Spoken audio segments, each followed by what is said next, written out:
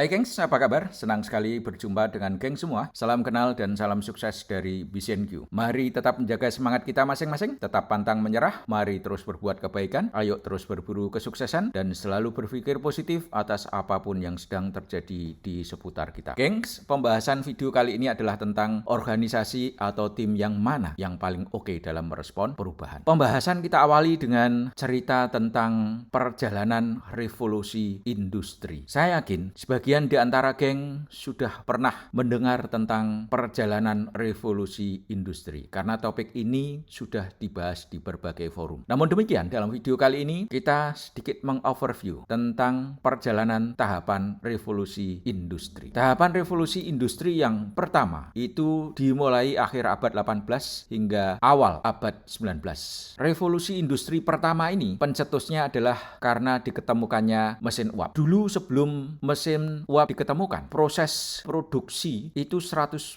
tergantung pada tenaga manusia. Dengan diketemukannya mesin uap, maka sebagian dari tenaga manusia digantikan oleh mesin-mesin mekanik. Makanya era revolusi industri yang pertama disebutnya adalah era mekanisasi. Berikutnya revolusi industrinya berkembang ke revolusi yang kedua. Ini terjadi di akhir abad 19 hingga pertengahan abad 20. Revolusi industri yang kedua terjadi karena ditemukannya mesin elektris. Dengan diketemukannya mesin elektris, maka proses produksi barang bisa dilakukan secara massal. Makanya periode revolusi industri yang kedua itu dikasih nama revolusi industri produksi massal. Berikutnya lagi berkembang menuju tahapan revolusi industri yang ketiga. Revolusi industri yang ketiga ini penyebabnya adalah ditemukannya mesin komputasi dan berkembangnya internet. Dua hal ini mengakibatkan terjadinya gelombang otomisasi proses produksi. Ini terjadi di babak kedua abad ke-20. Dan selanjutnya revolusi industri berkembang ke revolusi industri yang keempat, di mana mesin komputasi semakin canggih dan internetnya berkembang semakin luar biasa. Apalagi setelah ditunjang dengan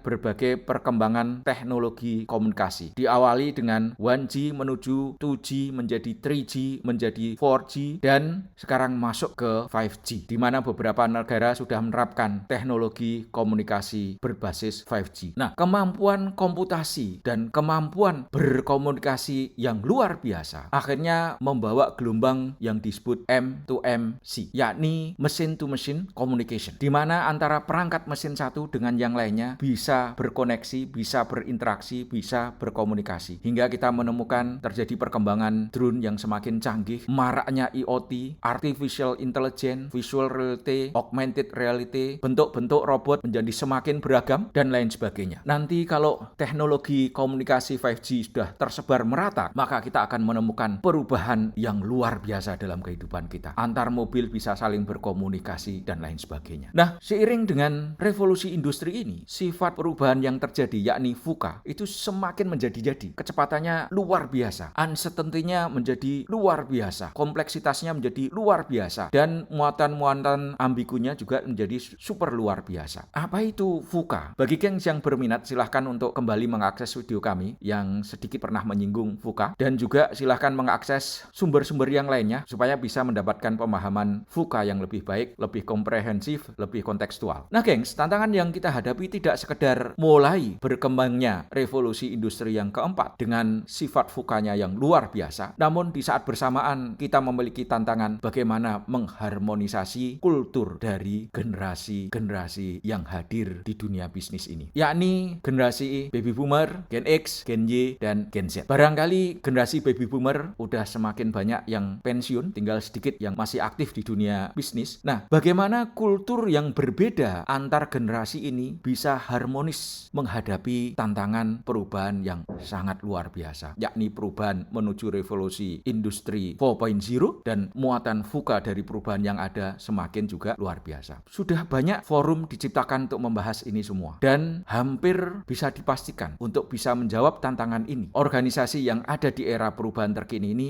harus bisa agile, harus lincah, harus memiliki agility, kelincahan. Agility di sini artinya adalah bergerak dengan luar biasa bahasa lincah agar bisa mengelola ataupun bisa mengendarai perubahan dengan baik. Kosakata agility ini bukan kosakata yang asing lagi, karena pembahasan sudah terjadi di banyak forum. Bahkan di internal session, agility ini sudah sering disinggung. Jadi kosakata ini bukan kosakata yang aneh lagi. Ini adalah kosakata yang sudah familiar. Yang menjadi tantangannya adalah apakah agility kosakata yang sudah familiar dan ini adalah merupakan jawaban untuk bisa merespon perubahan yang terjadi. Apakah agility ini hanya sekedar sebagai casing ataukah sekedar sebagai konten ataukah sudah menjadi sebuah praktek? Ini yang menjadi pertanyaan besar. Semua orang sudah membicarakan agility. Semua orang mungkin bisa dipastikan tahu apa itu yang dimaksud agility. Kita harus lincah bergerak, kita harus begini, sekarang zamannya begini, kita harus bisa lari secepat perubahan dan lain sebagainya. Namun masalahnya kalimat-kalimat tersebut itu apakah sekedar casing ataukah konten ataukah sudah praktek? Ini yang menjadi pertanyaan besar. Semestinya untuk bisa menjawab tantangan perubahan yang semakin luar biasa saat ini, agility ini bukan sekedar casing, bukan sekedar konten, tapi sudah menjadi sebuah praktek. Cuma sekali lagi, betulkah sudah menjadi praktek? Ini yang menjadi pertanyaan besar. Nah, untuk bisa menjawab apakah ini casing, konten atau praktek, maka di sini kita perlu men-challenge diri kita sendiri. Atau khusus di video ini, BZenQ men-challenge geng yang bergabung di komunitas HRD ataupun geng yang sedang bekerja di Departemen HRD dan geng yang memiliki posisi sebagai pengambil keputusan strategis untuk melakukan apa yang saya sebut agility survey. Ini adalah tantangan yang pertama, gengs. Karena di video berikutnya kami akan memberikan tantangan yang kedua buat geng semua untuk melakukan apa tadi yang saya sebut sebagai agility survey. Apakah geng sudah pernah melakukan agility survey untuk organisasi di mana gengs saat ini bergabung? Bila belum, saya sarankan untuk melakukan agility survey. Agility survey ini target audiensnya siapa, geng? Yang menjadi prioritas pertama target audiensnya adalah mereka-mereka yang memiliki fungsi kepemimpinan sebagai first line manager hingga senior manager. Di samping itu, gengs, bila dirasa audience survey-nya perlu ditambahkan, silahkan menambahkan staff yang ada di organisasi geng. Boleh diambil sampelnya 30%, boleh semua staff ikut dalam survei tersebut. Apa yang harus dilakukan oleh masing-masing target audience? Setiap target audience harus memberikan penilaian atas beberapa pernyataan tentang organisasinya. Kisaran skor penilaiannya adalah 1-7, di mana di sebelah kiri adalah mewakili sangat tidak setuju dan sebelah kanan adalah mewakili sangat setuju atas pernyataan yang ada. Hasil surveinya untuk siapa, geng? Tentunya hasil surveinya ini adalah bukan untuk konsumsi publik. Tapi kalau gengs berniat untuk berbagi info ke BZenQ, dipersilahkan aja. Namun yang lebih baik tentunya adalah hasil survei untuk kalangan internal sendiri, untuk didiskusikan. Apa tujuan agility survey ini, gengs? Sekali lagi, tujuan agility survey ini adalah untuk mengetahui sudah sejauh mana level agility yang ada di organisasi kita. Apakah agility ini kosakatanya sudah beberapa kali didengar, sudah dipahami, namun ternyata sekadar didengar dan dipahami saja? Ataukah kosakata agility ini sudah intens dipakai sebagai bahan diskusi, namun demikian masih belum dipraktekkan? Nah, ini yang saya sebut levelnya adalah level konten. Ataukah agility sudah betul-betul menjadi praktek di organisasi kita? Kenapa kita harus melakukan agility survey? Sekali lagi, kita semua sudah sepakat bahwa untuk bisa merespon perubahan di zaman kekinian, maka diperlukan agility. Dan karenanya, agility tidak boleh hanya sekedar sebuah kosakata yang dipahami artinya. Agility tidak boleh berhenti hanya sebatas kosakata yang didiskusikan saja. Namun, agility harus menjadi bagian dari praktek sehari-hari kita di organisasinya masing-masing. Karena kalau organisasi masing-masing tidak menunjukkan agility dalam setiap langkahnya, bisa dipastikan kita bakal kerepotan dalam menghadapi perubahan yang luar biasa di zaman sekarang ini. Lalu bagaimana dengan format surveinya? Pernyataan-pernyataan seperti apakah yang harus diberikan penilaian? Bagaimana cara mentabulasi dan bagaimana pula cara menarik kesimpulan dari hasil survei yang ada? Untuk bisa mendapatkan jawaban ini, mari pembahasan kita lanjutkan, gengs.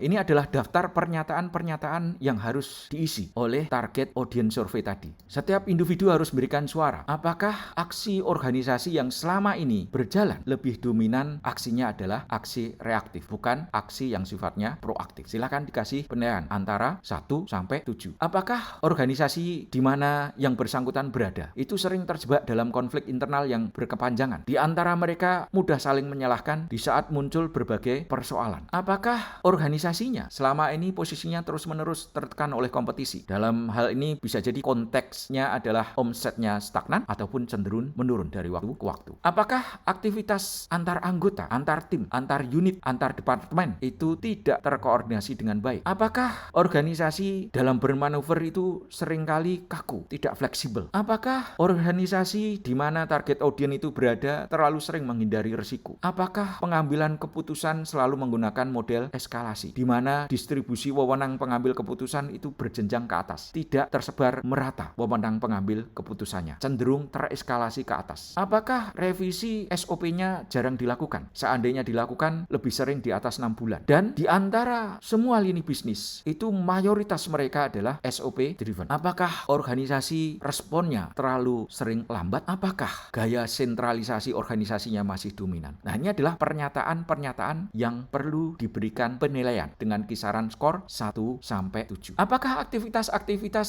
yang dilakukan organisasi itu cenderung bingar-bingar dan tidak memiliki pola, tidak teratur? Apakah tak ada batasan yang jelas siapa yang boleh mengutarakan ide dan siapa yang bisa melakukan apa? Dengan kata lain, apakah organisasinya ini adalah organisasi yang tidak memiliki batasan? Siapapun boleh mengutarakan ide dan siapapun boleh melakukan apapun. Apakah organisasinya selama ini memiliki kreativitas yang tinggi? Apakah tim-tim yang terbentuk saat ini lebih banyak bersifat ad hoc, bersifat sementara? Dan apakah fokus organisasi selalu berubah-ubah, terus-menerus bergonta-ganti fokus? Apakah sangat mudah dan cepat dalam mengimplementasikan sesuatu yang baru? Waktu implementasinya dari ide sampai implementasi itu tidak lama. Apakah pengambilan keputusan berjalan sangat cepat di semua lini? Apakah kolaborasi antar anggota, antar tim, antar unit, antar departemen sangat luar biasa? Apakah mobilisasi apapun bisa dilakukan dalam waktu yang sangat cepat? Dan apakah aliran informasi antar anggota, antar tim, antar unit, antar departemen berjalan sangat lancar? Nah, masing-masing dari statement ini dikasih penilaian dari skor 1 sampai setuju. Kalau target audiens sangat setuju dengan pernyataan ini, maka skornya adalah 7. Kalau sangat tidak setuju dengan pernyataan ini, maka skornya adalah 1. Nah, silahkan dipilih antara 1 sampai 7 di masing-masing pernyataan yang ada. Nah, masing-masing pernyataan ini dikelompokkan. Kelompok yang pertama ini sebut aja adalah kelompok pernyataan A, dan kelompok pernyataan yang kedua ini kita kasih sebutan kelompok pernyataan B. Kelompok pernyataan ketiga ini kasih sebutan kelompok pernyataan C. Demikian juga yang terakhir adalah kelompok pernyataan D. Nah, dari sini geng, total skor dari masing-masing kelompok itu dijumlahkan. Berapa total skor kelompok A, berapa total skor untuk penilaian kelompok B, berapa total skor untuk penilaian kelompok C, berapa total skor penilaian untuk kelompok D, bila kita menggunakan pendekatan total skor dalam penilaiannya. Selanjutnya, bagaimana kesimpulan kita? Apakah organisasi atau tim di mana kita berada itu sudah merespon perubahan dengan sangat oke? Nah, ini akan terlihat dari di mana jawaban total skor tertingginya. Apakah di kelompok A, kelompok B, kelompok C, ataukah kelompok D?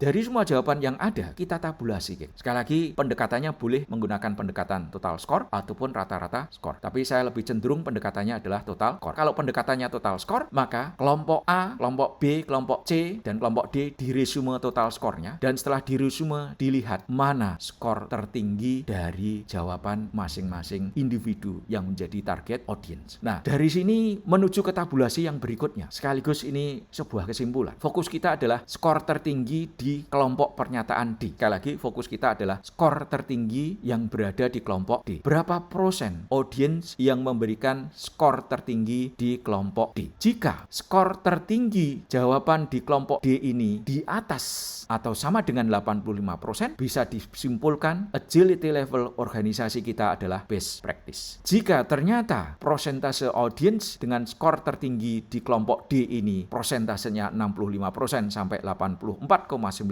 bisa disimpulkan agility levelnya being practice. Jika prosentase audiens dengan skor tertinggi di kelompok D itu adalah 50 sampai 64,9%, maka agility level di organisasinya adalah masih berupa konten. Dan kalau prosentase audiens dengan skor tertinggi di kelompok D itu di bawah 50%, maka mohon maaf, agility level di organisasi tersebut masihlah berupa casing, belum berupa konten, apalagi dipraktekkan. Nah, lebih khusus lagi, hal yang istimewa adalah kalau kalau kita fokusnya adalah yang hasil pertama kedua ini, jika memenuhi skenario terbaik. Skenario terbaik itu apa? Yakni jika perbedaan skor kelompok D dengan pilihan kelompok yang lainnya, yakni pilihan kelompok A, B, C, itu berbeda signifikan. Sebagai ilustrasi, jika total skor kelompok D itu hasilnya adalah di atas atau sama dengan 33, dan total skor untuk kelompok yang lainnya, yakni kelompok A, kelompok B, kelompok C, itu di bawah atau sama dengan 20. Maka ini perbedaan skornya antara kelompok D dan ketiga kelompok yang lainnya itu berbeda signifikan. Nah, itu adalah skenario yang paling baik, di mana itu amat meyakinkan. Walaupun dari hasil survei menghasilkan agility levelnya adalah di atas 85% atau sama dengan, atau bahkan yang kedua yakni 65% sampai 84,9%, kita nggak perlu bangga terlebih dahulu. Kita harus melakukan proses evaluasi berikutnya. Apakah hasil survei ini betul-betul sesuai dengan kinerja? Kalau betul-betul sesuai kinerja, maka itu sangat membanggakan. Tapi kalau ternyata persepsi kita dari hasil survei menunjukkan bahwa jumlah audiens yang memberikan skor tertinggi di kelompok D itu di antara dua golongan ini, namun ternyata tidak didukung dengan kinerja yang ada, maka bisa jadi agility level yang ada itu sekedar masih perasaan, bukan didukung oleh bukti yang nyata. Bagaimana melihatnya, gengs? Untuk bisa melihatnya, maka kita harus melakukan proses evaluasi yang berikutnya lagi. Nah, proses evaluasi berikutnya lagi yang perlu dilakukan adalah membandingkan antara hasil survei dengan kinerja. Ini tentunya khusus bagi organisasi di mana hasil survei persentase audiens dengan skor tertinggi di kelompok D itu berkisar di dua kelompok ini. Nah, kalau tidak berada di dua kelompok ini, sudah nggak usah membandingkan dengan kinerja, karena bisa disimpulkan bahwa agility levelnya itu adalah rendah. Artinya